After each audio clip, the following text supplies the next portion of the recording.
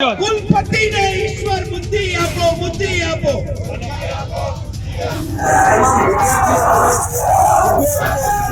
श्री राम जय राम जय राम।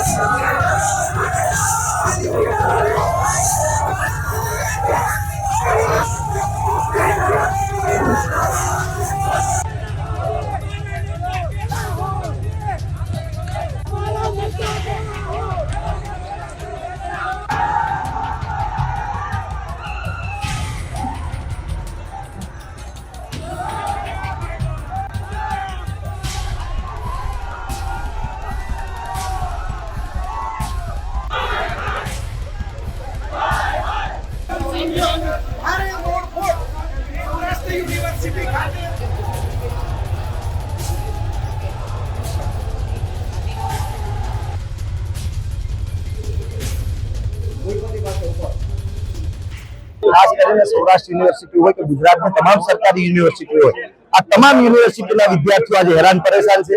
વિકાસ લાવી અને વિદ્યાર્થીઓને એડમિશનથી વંચિત રાખવામાં આવે છે, વિદ્યાર્થીઓને ડરાવવામાં આવે છે કે તમે પ્રાઇવેટ યુનિવર્સિટીમાં એડમિશન લઈ લો, બાકી તમને સરકારી યુનિવર્સિટીમાં એડમિશન મળશે નહીં। માત્ર ને માત્ર ડરનો માહોલ ઉભો કરવા સૌરાષ્ટ્ર યુનિવર્સિટી અને આ ભારતીય જનતા પાર્ટી સરકાર કામ કરી રહી છે।